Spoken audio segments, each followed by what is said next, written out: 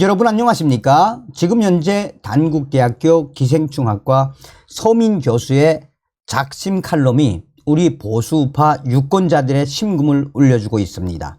서민 교수는 문재인 정권의 가장 큰 범죄는 사법의 정치화, 김명수와 이재명 또한 더불어민주당 떼거리들을 작심을 하고 박살을 냈습니다.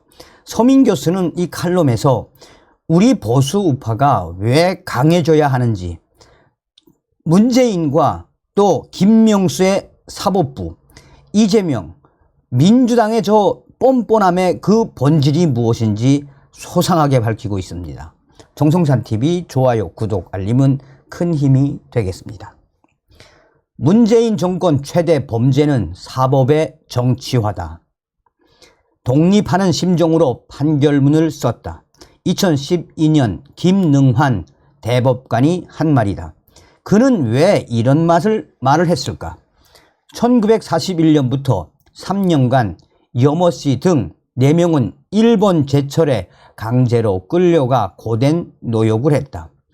일본이 패망한 뒤 귀국하긴 했지만 그간의 임금을 전혀 받지 못한 상태였다. 그로부터 56년이 지난 1997년 여씨 등은 일본 법원에 소송을 낸다. 밀린 임금과 손해를 배상해 달라는 것. 하지만 일본 법원은 1965년 한일 청구권 협정으로 채무가 소멸됐다라며 이를 받아들이지 않는다. 그러자 여씨는 2005년 대한민국 법원에 다시 소송을 낸다. 1심과 2심은 시효가 소멸됐다는 점 등을 들어 이 기각을 했지만 2012년 대법원에서 극적인 반전이 일어난다. 대법원 1부 주심이었던 김능환 대법관이 원고의 손을 들어준 것이다. 확정 판결이 나기까지 그로부터 6년을 더 기다려야 했다. 파기환송이니만큼 고등 법원을 거쳐 다시 대법원에서 판결을 내려야 하는데 대법원은 판결을 계속 미루었다. 그러던 2018년 10월 김명수 대법원장을 위시한 전원 합의체는 김능환 대법관이 내린 판결을 그대로 인용을 한다. 그 뒤에 일어난 일은 다들 기억할 것이다. 그해 말 여씨의 변호인단이 한국 내 일본 기업의 자산 압류 절차에 돌입했다. 일본 측이 반발을 하자 조국 당시 민정수석은 죽창가를 불렀고 문재인 전 대통령은 다시는 일본에 지지 않을 것이라며 결의를 다졌다. 결국 일본 아베 총리가 우리나라의 수출 통제 조치를 내린 것을 시작으로 노 재팬, 일본 상품 불매 운동 목소리가 전국에 메아리를 쳤다. 이 싸움으로 대한민국이 어떤 이득을 받는지는 모르겠지만 반일로 인해 문재인 정권의 지지율이 올랐고 이는 이듬해 총선에서 민주당이 압승하는 데 도움이 됐다. 예컨대 당시 윤미향 비례대표 후보는 선거 홍보물에 21대 총선은 한일전이다 라고 큼직하게 써 놓았는데 이런 선동에 넘어간 이가 어디 한두 명이겠는가. 아쉬운 점은 그 다음이다. 광우병과 최근 후쿠시마 오염수 선동에서 보듯이 좌파 정치인들이 말도 안 되는 선동을 하는 거야 늘 있었던 일이지만 여기에 대한 빌미를 우리 법원이 줬으니 말이다. 헌법 103조는 법관이 외부 간섭 없이 헌법과 법률에 의하여 양심에 따라 이 독립하여 심판하여야 한다라고 되어 있다.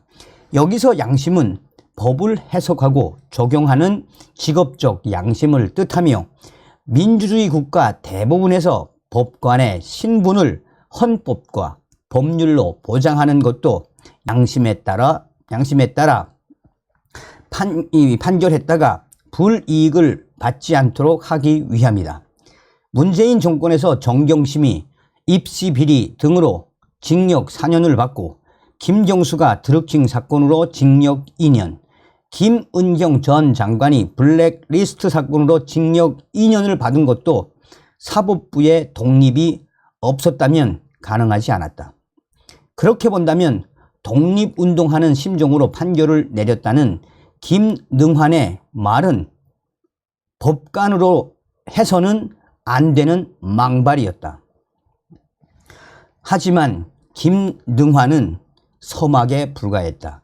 문재인이 임명한 김명수 대법원장 체제에서는 이와 비슷한 일들이 다반사였기 때문이다. 예컨대 지난 6월 15일 판결을 보자. 대한민국은 노동자의 파업권을 인정하는 대신 불법 파업에 대해서는 그에 상응하는 책임을 지게 한다. 회사 측이 입은 손해를 노동자들에게 배상하게 하는 것은 그 한 방법이다. 그런데 노정이 대법관을 주심으로 하는 대법원 3부는 노동자에게 손해배상 책임이 있다고 했던 1심과 2심 판결을 뒤집고 고등법원으로 사건을 돌려보냈다. 원래 정의당과 민주당은 불법 파업을 한 노동자의 손해배상 책임을 완전히 없애려는 노란 봉투법을 통과시키려 애쓰고 있었는데 이 판결이 판례가 돼 다른 판결을 구속한다면 무리하게 법안 통과를 밀어붙이지 않아도 될 듯하다. 그런데 노정위가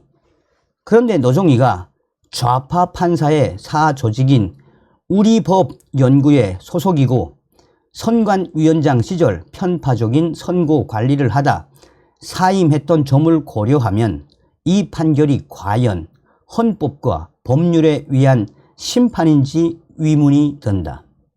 그런가 하면 김명수 대법원장은 역시 우리법연구의 소속 김미리 판사에게 조국 전 교수의 재판을 맡겼는데 그녀는 재판을 질질 끌더니 몸이 안 좋다며 휴직을 해버렸다. 덕분에 조국은 기소한 지 3년 2개월 만에 1심 판결이 났고 그간 1억 원이 넘는 돈을 월급으로 챙겼으며 내년 총선에도 출마가 가능해졌다. 김미리가 재판 도중 검찰 수사는 검찰 개혁을 시도한 조국에 대한 반격이라는 시각이 있다라는 황당한 얘기를 한 점, 항소심에서 징역 3년이 나온 조국 동생에게 1심에서 겨우 징역 1년을 선고한 점 등을 종합해보면 조국 재판을 지연시킨 것은 자신의 좌파적 세계관이 작용한 결과일 듯 싶다. 3년 5개월 전 기소가 이루어진 울산시장 선거 개입이 아직 1심 판결도 내려지지 않은데도 김미리의 공이 크다. 기사 한 대목을 인용한다. 이 사건의 첫 재판장을 맡았던 김미리 부장판사는 준비 기일만 6차례 열었을 뿐 1년 3개월간 본 재판을 시작도 하지 않았다.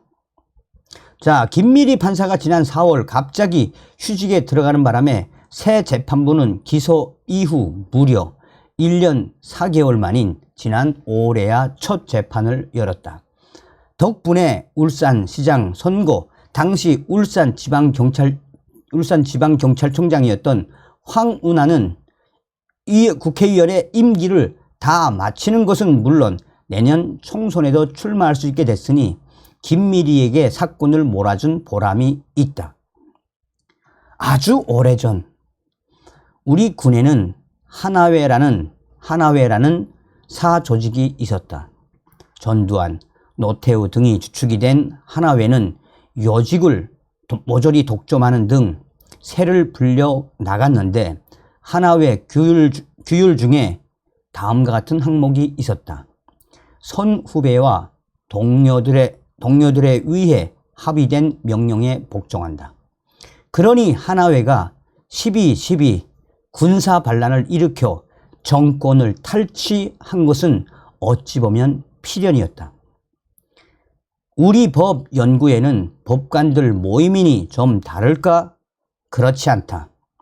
하나회가 그랬던 것처럼 우리 법 연구에는 좌파 정권이 들어설 때마다 요직을 독점했고 일반인의 법 감정을 벗어난 판결로 모임의 기대에 부응했다.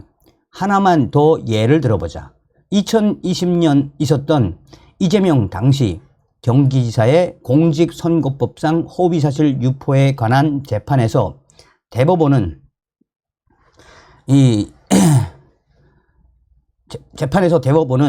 정치인이 허위사실을 말할 권리를 숨쉴 권리라 표현하며 최종 스코어 7대5로 무죄를 선고했다.